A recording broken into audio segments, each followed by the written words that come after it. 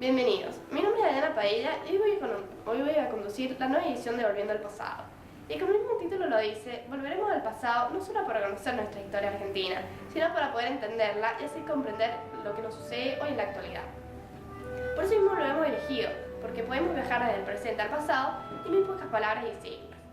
Bueno, hoy vamos a hablar de un tema nodal de la historia argentina, como los unitarios y federales, ¿no? Una cuestión que muchas veces ocasiona equívocos. La separación entre estos dos grupos dividió así nuestra historia argentina en dos facciones irreconciliables, que provocó una larga guerra civil, llevando a la anarquía, hasta que se formó lo que hoy podemos llamar la República Argentina. Hoy, para poder profundizar todo este tema, nos acompañan en el programa los licenciados en Historia, Facundo Buzo y José Margarit, defendiendo el idealismo federal, y por otra parte, Valle Coria y Jorge Coll, defendiendo a los unitarios.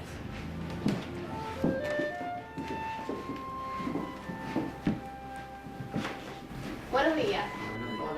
Buenos días, Dayana. Un placer estar en tu programa. Primero y principal, quiero hablar con mis colegas cómo se organizaban las provincias unidas del Río de la Plata. Hacia 1820 ya existían 13 provincias que justificaban la existencia de Ramírez y López, el federalismo. Si bien nadie negaba la situación anárquica, pero todos querían conformarse lo antes posible en un país. ¿Y en qué consistían principalmente las ideas políticas de los federales? Bueno, los federales tenían ideales políticos muy parecidos al de los Estados Unidos, en el que las provincias se asociaban de manera voluntaria para formar un gobierno central fuerte. Este gobierno permitía que sus provincias conservasen sus autonomías. Entonces estaba conformando una nación federal. Gradualmente fue sucediendo así, pero el gobierno central se ubicaba en Buenos Aires, que tenía ideas unitarias. ¿Y las ideas políticas unitarias en qué consistían? Buenos días. La política de los unitarios provenían principalmente del centralismo y del periodo revolucionario. Sostenían la necesidad de crear un gobierno central fuerte. Consideraban que el reclamo de las autonomías de las provincias era una amenaza para el orden del Estado, por lo que querían conservar el gobierno. Claro, entonces se nota que las ideas políticas de cada grupo eran muy contradictorias, ¿no? ¿Y entre ellas mismas habían algunas diferencias? Sí, dentro del federalismo se ubicaban 3 grupos. Si bien entre ellos tenían las mismas ideas políticas, sus objetivos económicos eran distintos. Estaban los federales del interior, los federales del litoral y los federales de Buenos Aires.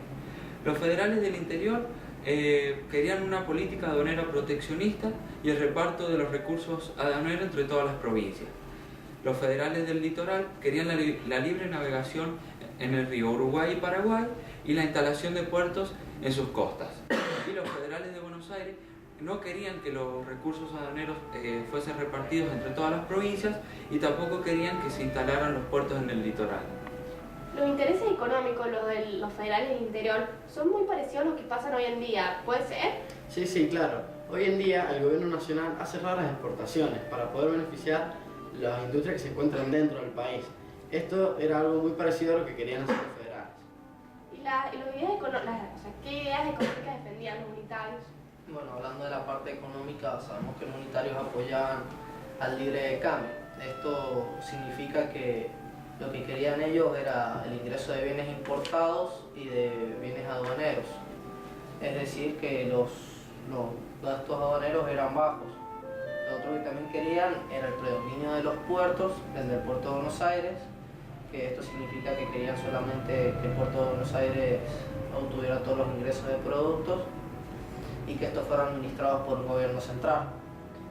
Se dice que estos intereses económicos se llevaron a cabo gracias a Bernardino Rivadavia. ¿Qué obras realizó?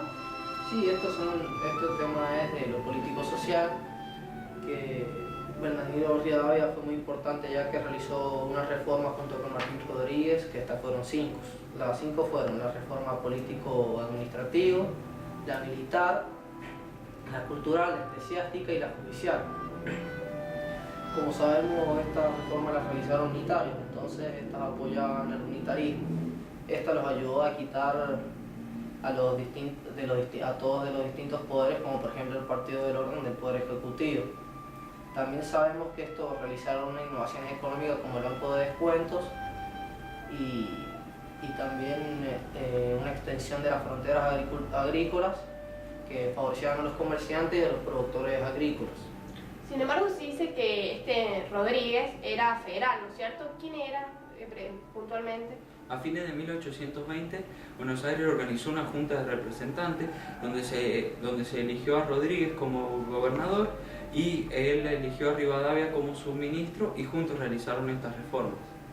Claro, entonces así finalmente se fue organizando el país. No, concretamente no, ya que Rivadavia le cedió el poder a Gregorio de las Heras.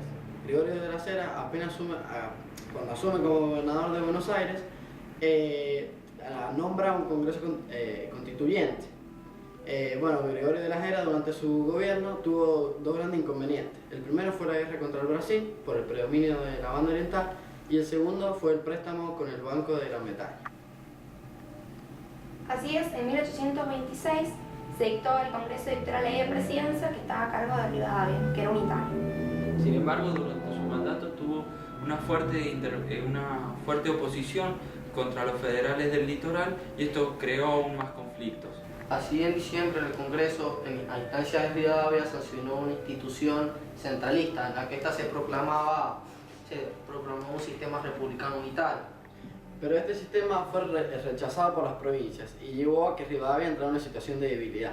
Pero en junio Rivadavia debió dejar el poder y fue proclamado gobernador provisoriamente Manuel Dorrego.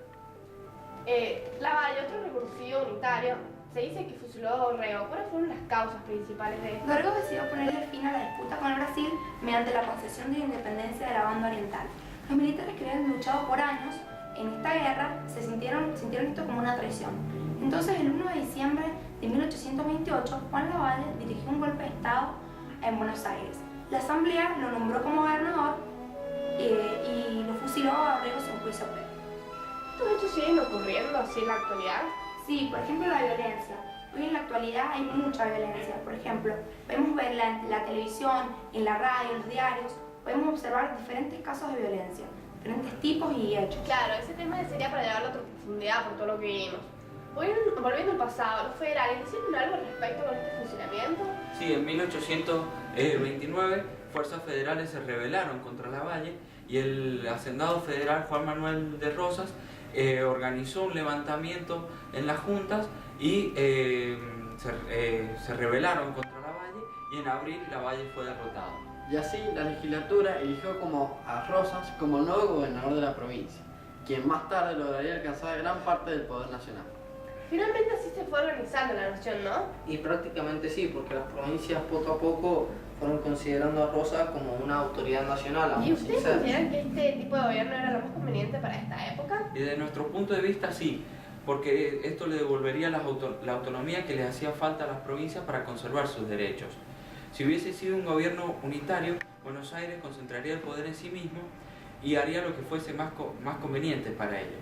De todos modos, estas postulaciones federalistas adoptarían las provincias un gobierno central y cesaría con los conflictos externos que teníamos.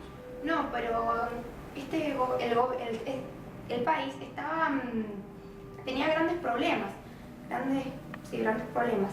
Y las relaciones externas y de poder necesitaban sí o sí un gobierno central fuerte.